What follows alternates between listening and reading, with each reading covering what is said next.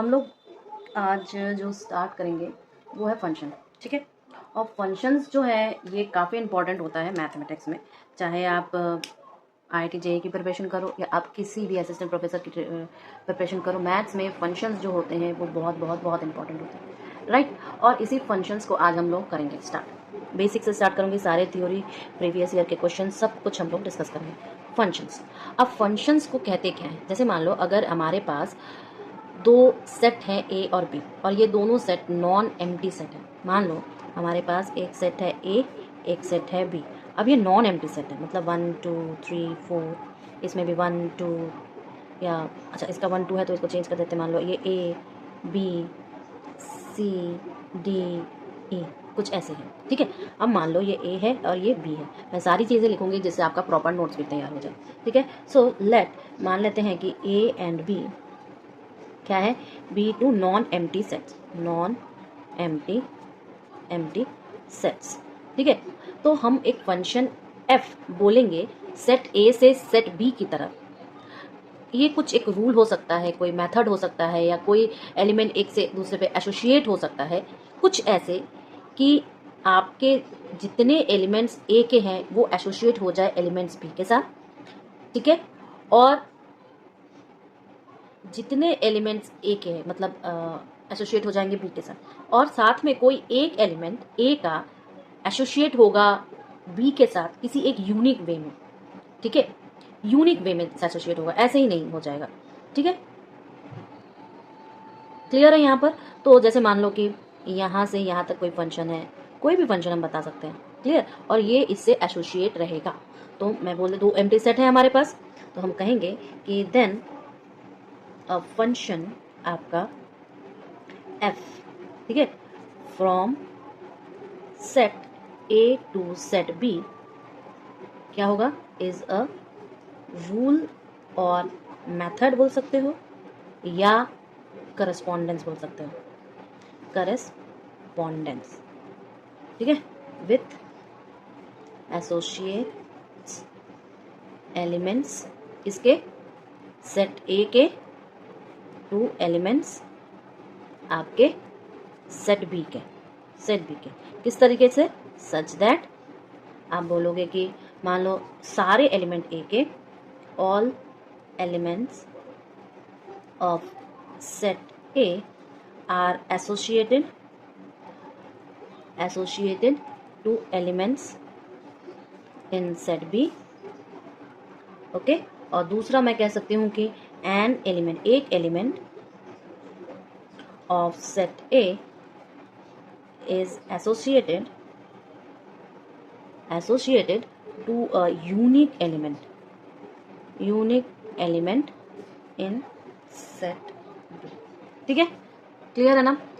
तो अगर function f एक सेट से दूसरे तरफ एसोसिएट है और ईच एलिमेंट आप A के यूनिक एलिमेंट ऑफ B के साथ एसोसिएटेड है, ठीक है, तो कुछ भी कह सकते हैं, कहीं कहीं पर आप मैप बोलते हो या मैपिंग बोलते हो या करस्पॉन्डिंग बोलते हो, ये सारे के सारे फंक्शंस पर डिपेंड है, ठीक है।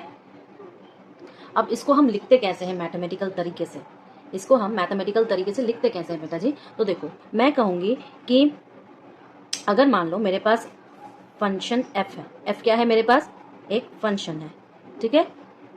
तो हम कहेंगे कि A से B तक हम कहेंगे set A to set B, ये मैं लिखने का तरीका बता रही हूँ। तो कैसे लिखेंगे इसको लिखने का तरीका होगा आपका, f फंक्शन है A से B तक, ठीक है, या कहीं कहीं बुक में आप ऐसे भी देख सकते हो कि A से B तक का ऐसे, ठीक है, फंक्शन, समझ में आ गया। तो इसको रीड करने का तरीका क्या होता है कि f is a function from A to B और f map A to B, ठीक है। इसको वी कैन स्पीक, इसको बोलने का तरीका कैसे होता है, रीडिंग का तरीका क्या होता है कि आप बोलोगे कि f is a function from A to B, और आप ये भी कह सकते हो कि f maps A to B, ठीक है ना, क्लियर है ये चीज। आप देखो नेक्स्ट कहूंगी कि अब इसके एलिमेंट्स कैसे बताएं, ठीक है। मान लो कि स्मॉल a कोई एलिमेंट है A का और वो एसोसिएट है कोई एलिमेंट B जो कि उस कैपिटल B का है, तो हम ये कह सकते हैं कि small b is called f image of a या इमेज अंडर f। समझ रहे हो ये चीज को कि a में आपका एलिमेंट है a, b में आपका एलिमेंट है b। ठीक है, ओके।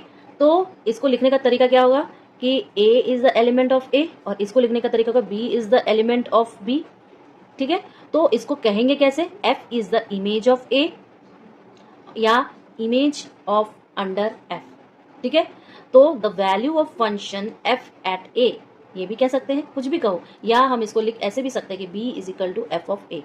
बहुत जगह पे पढ़ा होगा आपने, b is equal to f of a, ऐसे कहेंगे। ये सारी चीजें उसको बस कहने का और लिखने का तरीका होता है। तो मैंने लिखने का तरीका बता दिया। अब एक एग्जाम्पल के तौर पे देखते हैं। एग्जाम्पल के तौर पे मान लेते हैं कि हमारे पास a जो है वो कुछ इस तरीके से है, 1 2 3 4। ठीक है, और b जो है वो कुछ इस तरीके से है, a b c d e। ठीक है, ओके। तो ये दोनों क्या है, b2 आपके सेट्स। ठीक है, एंड लेट आप बोल दो कि f1 f2 f3 and f4। ठीक है, ये सब क्या है, ये सब क्या है, रूल्स जो कि a और b को आपस में जोड़ के रखते हैं। ठीक है, तो b रूल्स एसोसिएटिंग एलिमेंट्स। ठीक है, तो कैसे हम a और b को जोड़ के रख सकते हैं ये हम डिसाइड कर ले पहले। ठीक है, कैसे जोड़ के रख सकते हैं, कुछ भी तरीके से जोड़ सकते हैं। जैसे मान लो कि यहाँ पर हम पहले f1 को डिसाइड करेंगे, ये हमारे पास एक सेट है और ये हमारे पास एक सेट है। ठीक है, एक का नाम a दे दिया, एक का नाम b दे दिया। ठीक है, अब इसमें 1 2 3 4 है और इसमें a b c d e है। क्लियर। अब बोल रहा है कि 1 जो है आपके d से अटैच्ड है मान लो, ठीक, 2 जो है आपके b से अटैच्ड है मान लो, 4 जो है आपके ई से अटैच्ड है मान लो, और इसकी जो मैपिंग हो रही है वो आपके F1 के थ्रू हो रही है। किसके थ्रू हो रही है, F1 के थ्रू। ये एरो बता रहा है कि ए बी से मैप कर रहा है। क्लियर है, इतना क्लियर है, क्लियर है। अब हम ये इसमें ऑब्जर्वेशन क्या करेंगे, ये ज्यादा इंपॉर्टेंट है। हम कहेंगे F1 is not a function of set A to B। क्यों, क्योंकि 3 is not the element of A। Associate 3 element इसके से एसोसिएटेड है, यहाँ पर नहीं है ना, है क्या, नहीं है ना। अब देखो मैं इसको और एक डायग्राम बनाऊंगी आपके लिए। मान लो एक सेट ये है, एक सेट ये है। ठीक है, 1 2 3 4। अच्छा, इसको लिख दूँ क्या यहाँ पे, चलो मैं लिख देती हूँ, कोई दिक्कत नहीं है। वी ऑब्जर्व दैट कि F1 is not a function from set A to set B। क्यों, since there is an element जो कि 3 is the element of A which is not associated to any element of B। ठीक है ना। अब देखो इसमें क्या है, F2 में आपके क्या क्या है, ये तो आपका सेट A हो गया, ये सेट आपका B हो गया, तो हम कहेंगे A B C D E। ठीक, अभी मैपिंग हो रही है ऐसे F2 की। ठीक है, अब देखो मानो कि मैंने 1 A से जुड़ा हुआ है, 2 आपका B से जुड़ा हुआ है, 3 आपका C से जुड़ा हुआ है, 4 भी आपका C से जुड़ा हुआ है और 4 आपके E से भी जुड़ा हुआ है। समझ में आ गया। इसमें आपका D मान लो खाली है। क्यों मैं ऐसे कर रही हूँ, मैं इसलिए कह रही हूँ कि मैं सारे तरीके के आपके एग्जाम्पल बता दूंगी। अब F2 में क्या ऑब्जर्व कर रहे हैं, हम कहेंगे कि F2 जो है फंक्शन नहीं है। Why, from A to B का फंक्शन नहीं है। क्यों ऐसा नहीं है, क्योंकि 4 जो एलिमेंट है वो एसोसिएटेड है इसके 2 एलिमेंट से बेटा जी। कौन कौन से, C और E से। ठीक है, ओके। तो मैं ये लिख देती हूँ आपके लिए कि F2 is not a function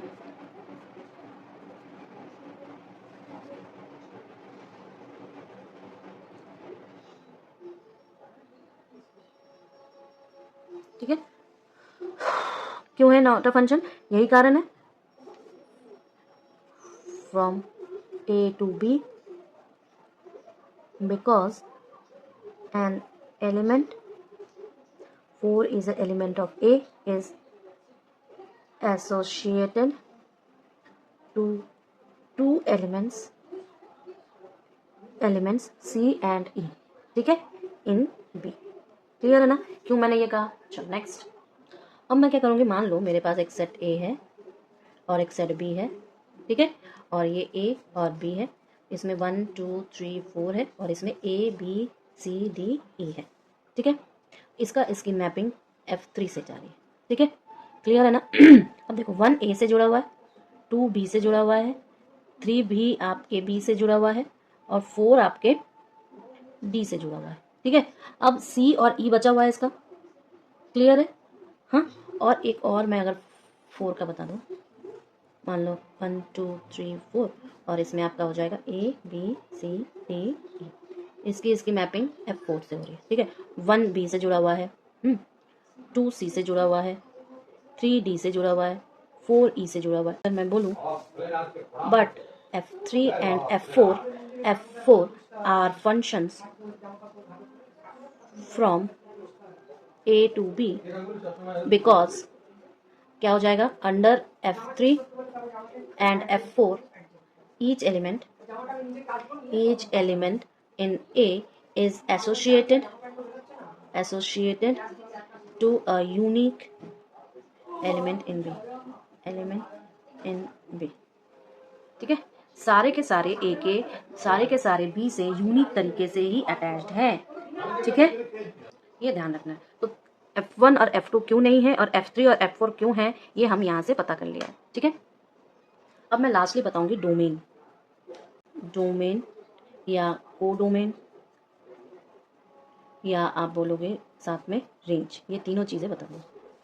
कैसे, हमने अभी फंक्शन को डिफाइन करना सिखाया है, कैसे एफ फंक्शन को डिफाइन मान लेते हैं कि let F is to A to B की है, ठीक है।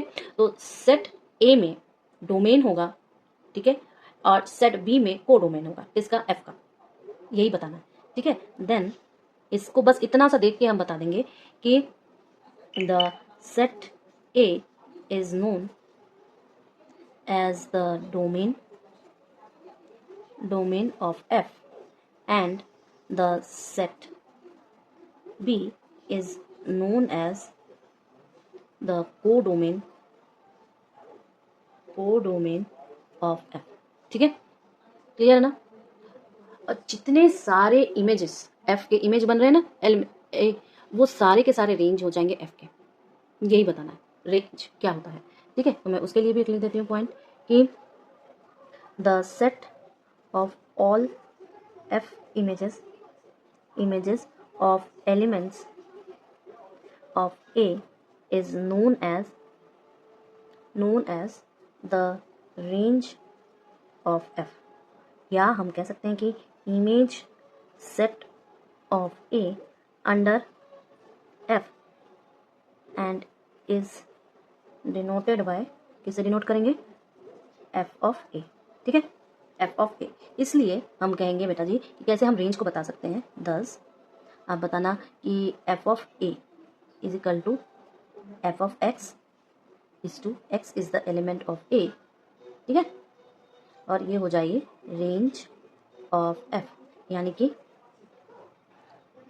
F ऑफ A आपका B, क्लियर है, ऐसे सी नहीं ऐसे, ठीक है, ओके। अब एक एग्जाम्पल लेते हैं, मान लो कि एक में हमारे पास -2 -1 0 1 और 2 है, ठीक है, और बी में हमारे पास 0 1 2 3 4 5 6 है, ठीक है। तो मान लेते हैं जो रूल लग रहा है, कंसिडर द रूल, अगर रूल मान ले तो f of x is equal to x square, ठीक है। तो क्या हो जाएगा, f ऑफ -2 करो, f ऑफ -2 एक्स स्क्वायर लगाएंगे ना, तो यहाँ पर -2 का होल स्क्वायर हो जाएगा यानी कि 4, ठीक है। f ऑफ -1 का लगाओ तो -1 का होल स्क्वायर यानी कि 1, f ऑफ 0 का लगाओ तो 0 square is equal to 0, f of 1 का स्क्वायर लगाओ तो ये हो जाएगा 1, और f ऑफ 2 का यानी कि 2 का स्क्वायर यानी कि 4। इस सारे के सारे देखो इसमें मौजूद है, ठीक है ना। तो हम ये कह सकते हैं कि clearly each element of A is associated to a unique element of B. ठीक है, सो हम ये कह सकते हैं कि एफ जो है वो मैप कर रहा है बी के ऊपर, यही तो है, given bye is a function. ठीक है, एक और एग्जांपल देते हैं, मान लो हमारे पास कोई रूल है, और वो कह रहा है कि जैसे consider a rule f of x is equal to 2x minus 3। ठीक है, तो associating elements of n, associating elements n के क्या क्या है, सेट ऑफ नेचुरल नंबर्स। मान लो एलिमेंट्स जो n के हैं वो क्या है, सेट ऑफ नेचुरल नंबर्स, ठीक है, नेचुरल नंबर्स इसके सेट है। तो 2 एलिमेंट्स ऑफ n, लेकिन हम ये कह सकते हैं ये रूल जो है डिफाइन नहीं करेगा कि function n to n itself, define नहीं करेगा function n to n itself. क्यों, कारण बताओ, f ऑफ 1 पुट कर लो, देखना तुम्हारे पास नेचुरल नंबर नहीं आएगा। अगर f ऑफ 1 पुट दे तो हमारे पास नेचुरल नंबर नहीं आएगा।